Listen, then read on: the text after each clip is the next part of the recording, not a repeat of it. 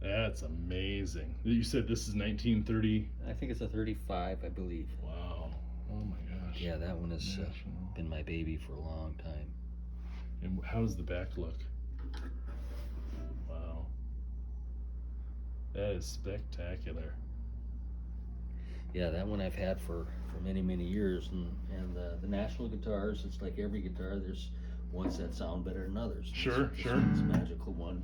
This one I've had for about a year. Okay. Say that's 1928.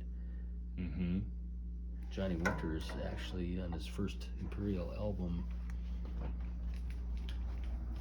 It's pictured with one. This is Oh yeah. same year as the one mine. Oh, he had it signed as well. Yeah, he was. That's fantastic. It's about 3 weeks before he passed away. Oh gosh. But yeah, this is the one. It's the same year as his. And was that at a show that you saw him that you had him sign that? Actually, he was in Bismarck, and he it was the way it was. I wanted to meet him, and I found out through Al Greenwood from Vintage Guitar Magazine that they were going to do an interview with him. Yeah. And before the show. Yeah. And I said, "Hey Al, can I come along with you?" He says, "Why don't you hold the microphone? Take my place." I was going to hold the mic. And I said, "Are you sure?" And he says, "Yeah. And you just take my place. Yeah. And you just hold the mic, And I said, "Well, cool. I'll get to meet him," because I'd never met him. He's my main influence. Oh, okay. guy Yeah. there. Anyway, been wanting to meet him for many, many, many years, and so anyway. But then that afternoon of the show, I found out through a friend of mine, and nobody really knew about this, hardly anybody. There was a meet and greet session with him in front of Rhythm Records down on Main Street. It was a used record shop, and he had his motorhome out front there. You could meet him one-on-one.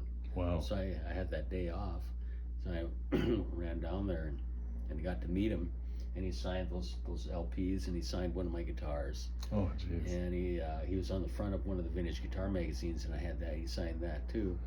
And so I got there that night for the concert, and I was waiting with the Vintage Guitar guys, Mm-hmm. I said, "Oh," and then the announcement was they said it got canceled, so they didn't get to interview him. Oh wow. Okay. So so it was divine intervention. Sure. But he played that night, and it was about 3 weeks later he's gone. Wow. Yeah. I mean, that's just like, so many of the other people. I mean, of my kind of circle, Lemmy Kilmister of Motorhead, same thing, just played until almost he couldn't, and that same thing. Wow.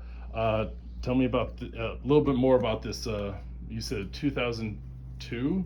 This is Gibson? a 2010 Okay, 10.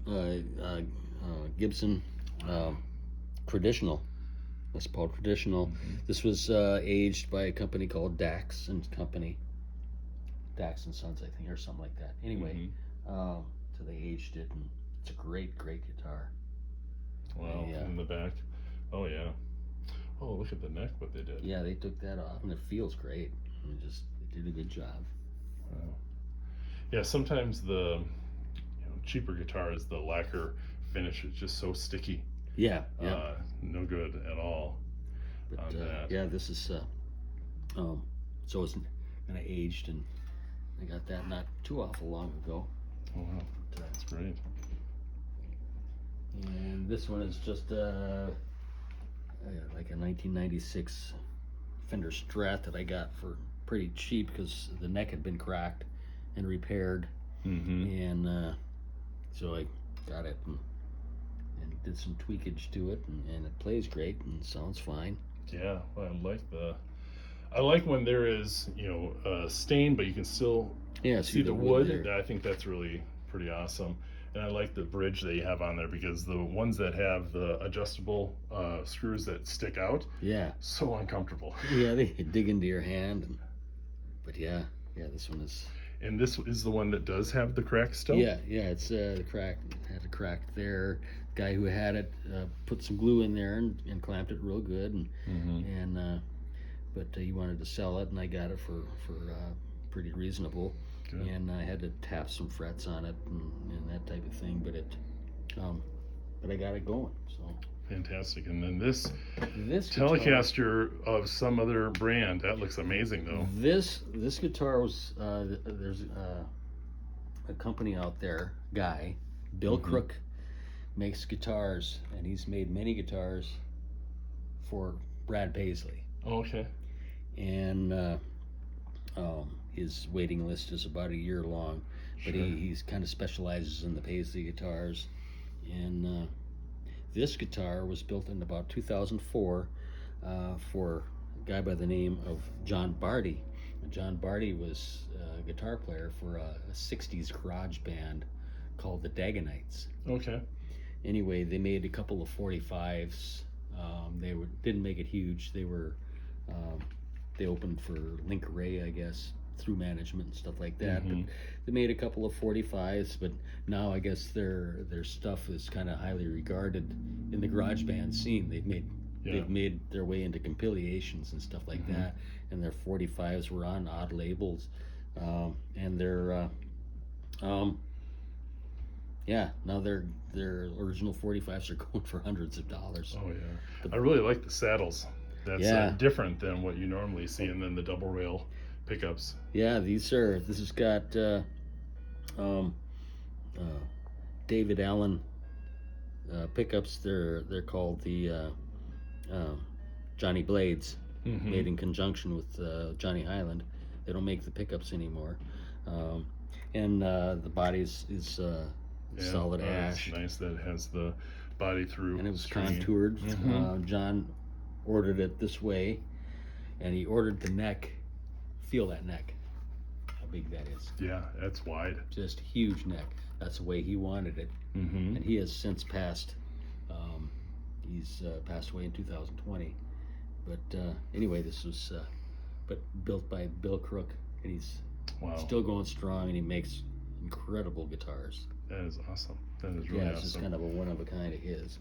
And then this PV, you're saying this is like, if somebody wants to get a factory made, not customized tube amplifier, this is really what you want to get. The Delta Blues, they just kind of, I think in the past year or two, they discontinued the Delta Blues. I think they have one classic series amp, like the Classic 30. But and what makes this such a unique and special amplifier versus another one? It just sounds so. They have this certain tone that is really bluesy, and you can get rock. And I mean, it's almost a cross between a Marshall and a Fender type thing. Okay. It's just, and a 112, or is that a That's a 15? Okay, Yeah. 15, yeah. and they're a very well kept secret. Is it overly heavy? Not too bad. Oh. And Say about supposedly 60 pounds. supposedly 50. Eric Clapton used one of these on stage, you know, on a tour, and a blues guy by the name of Kingfish Yeah. uses one of these. It's his main amp. Yeah. And I just actually picked this one up. We used to sell them at Ekros, and we sold quite a few of them, and I always thought they sounded good, and then we stopped handling them, and then this one came out. It came up, a friend of mine sold it to me, and I forgot how good they sounded. I said, oh God, I gotta have that. And I've got some nice boutique amps, real nice boutique amps, but this is, the old Delta Blues. Yeah, and I think the thing is, I found, again, as I get older, you know, I don't want to be a weightlifter with my amplifier anymore. Exactly. You know, I have some polytones that are just, they're made out of rock, you know, it's just, they're so heavy. And so that's why I've kind of gravitated towards a lot of solid state stuff, but the solid state stuff that's probably within like 3 years old or newer. And what they can do digitally with somebody is amazing. Like some of the Fender Mustang modeling amps that I have, I find there's so many variety of tones, but the ones that they have are really good tones. You know, they are. They can get some great tones, like the Kemper profiling amps. Those, I mean, they're not real cheap, but I guess they do. I've never heard one, but I guess they do a really good job on them. So they're great amps. Yeah. The modeling and stuff like that, and the profiling. It's just, God, if I would have had that back in the 80s, Right. Yeah. But it wasn't there. Mm-hmm. So yeah. Fantastic. No, that's amazing. Good deal. Now, from being at the current Eckroth store, and then deciding, okay, I kind of want to be done. I don't want to do this anymore. What was that, if you don't mind me asking, what was that decision-making process like? What made you say, okay, at this point, I'm going to say I'm going to be done? Well, I was, getting up there. I'm 69, and I was actually turned 69 about a month after I retired, and I thought, I have to do this, and the good Lord helped me with my decision. And I've always been busy at Eckroth, but the company has expanded so much that, so a lot of work was coming in, and trying to keep up with everything. I guess the older I was getting less patient,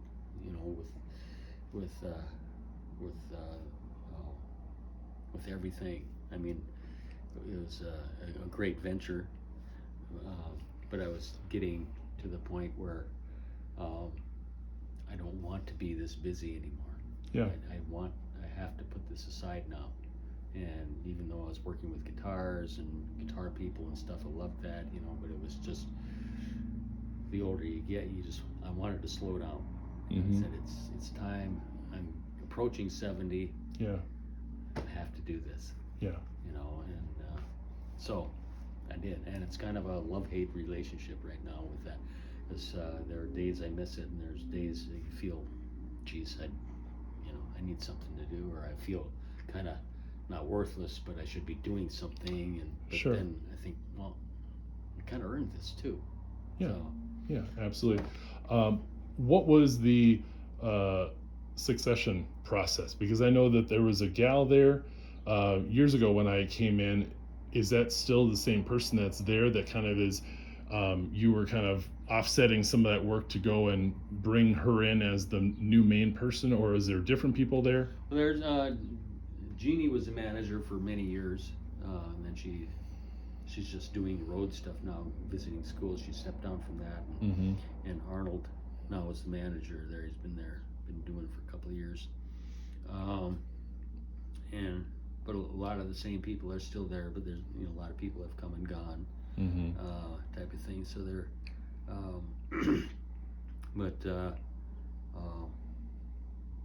yeah. As far as I've always been kind of the main guitar guy, and ordering and repairing and doing that, plus whatever else I had to do, and step in on other things, that type of thing. So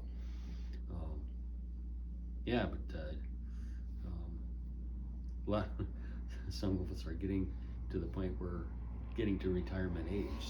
So right. There's been some changes. Sure. So I kind of think I started something. I don't know.